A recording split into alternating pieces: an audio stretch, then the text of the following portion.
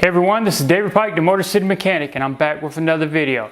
Now today we're going to be dealing with a Jeep Wrangler JK. We're going to cover the years 2011 all the way up to 2017, and I'm going to show you step by step what you need to know when it comes time to remove the radio. So make sure to check it out.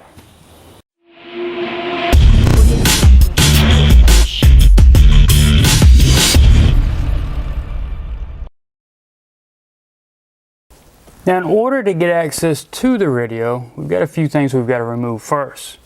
One being the outer trim bezel that goes around it.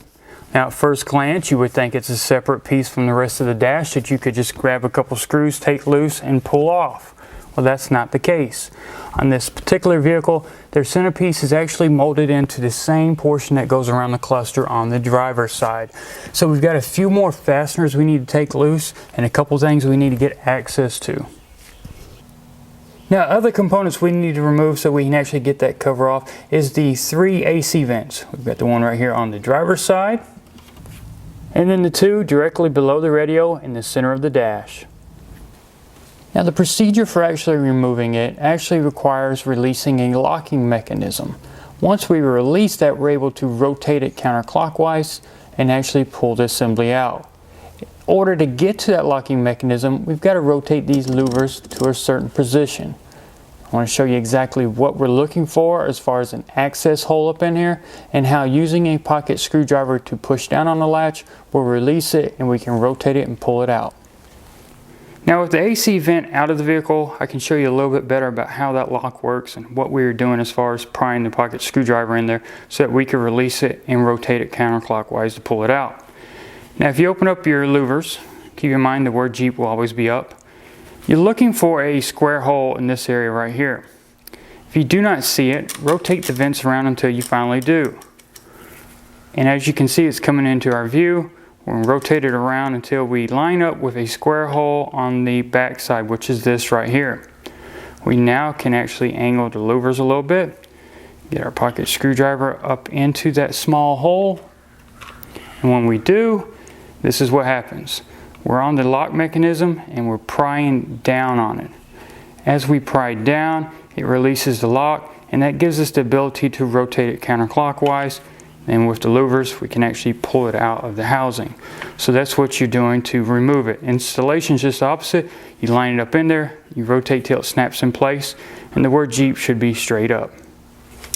I'm going to do the driver's side first. Line it up.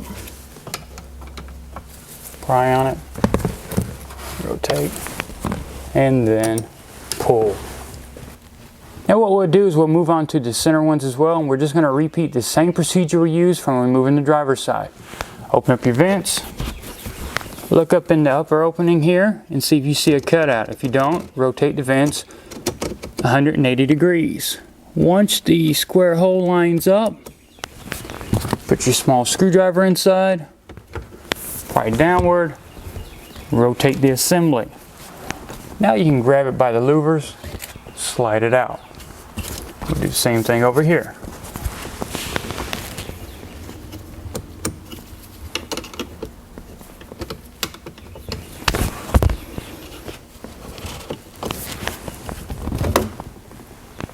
So now we're going to move on to get into the fastener that's hidden behind the power window switch. Now normally we'd grab some plastic trim sticks and just pop the switch off, but we've got two big gaping holes here that we can actually just insert our hands into and pop the switch loose. So as we pull the power window switch out, you'll see there's a connector on the back side. Now we don't have a lot of length as far as harness to keep pulling it out to make it easy to get to, so we kind of got to work with what we've got here. This red lock right here is part of what I call a two-stage lock on this connector. This portion has to be released before we can actually squeeze in on the connector to release it. So what I've got to do is I've actually got to pry that red lock upward. I use a pocket screwdriver, anything that's actually kind of flat, and push up. Once that primary lock is released, I can now reach back here and squeeze in on the secondary lock. And now I got the switch removed from the vehicle. Now we got access to that hidden fastener that's down in here. So as you can see right here where the switch was, we've got a 7mm bolt we've got to take loose. I'm just going to use my trusty cordless Milwaukee impact 7mm socket and back it out. Make sure you keep it somewhere where you're not going to lose it. The cup holder in the center console is a perfect place for that. Directly above the radio, you've got a storage compartment or tray. Inside that tray, there's a rubber liner that we've got to lift up and remove so we can get access to the other remaining fastener. Now to remove the rubber liner, all you got to do is grab a hold of it and kind of work it up. It may be down in there pretty tight, but once you get it up, you shouldn't have any problems. And once we get that out of the way, we've got access to the 7mm bolt right here.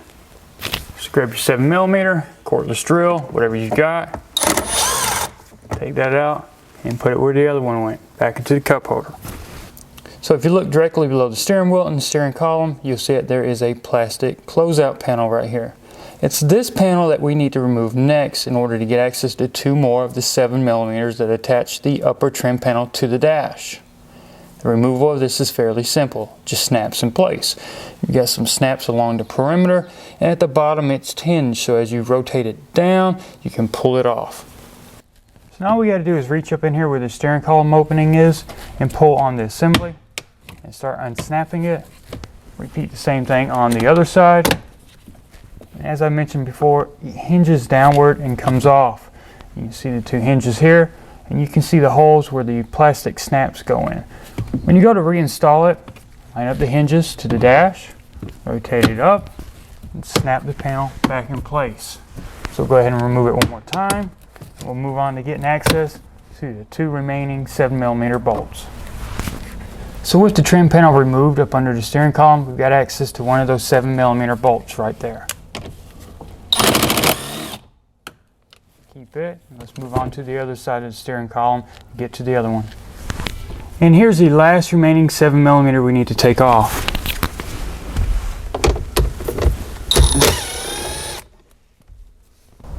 So now that we've got all the fasteners taken loose and we've got those 3 AC ducts out of the way, we can actually move on to removing the trim bezel. First thing I want you to do is actually lower the steering column. That way we get a little more room. And what we're going to do is we're just going to grab a corner and try to unsnap it. And just work our way around. Once we get it fully released, we'll pick up, clear the steering wheel, and come out and set this off to the side. Now with that trim panel out of the way, we've now got more access to the radio. Now there's a total of 4 7mm bolts going around the perimeter of the radio. We'll go ahead and take those loose. Once we get those loose, we'll go ahead and pull it back out and actually get to the connectors on the back side.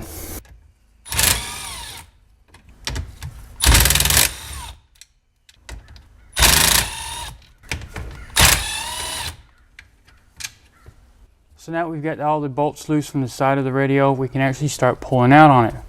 The way it sits inside the dash, there's some metal fingers on the back side that kind of sandwich the radio down in as you insert it. So it's going to be on there a little tight.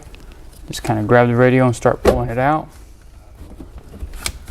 Just kind of work back and forth.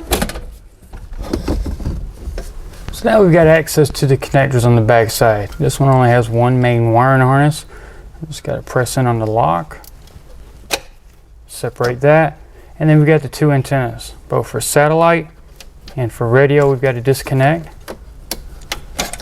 and there you have it. Everything's been unplugged from the radio, and now we can take it out of the vehicle.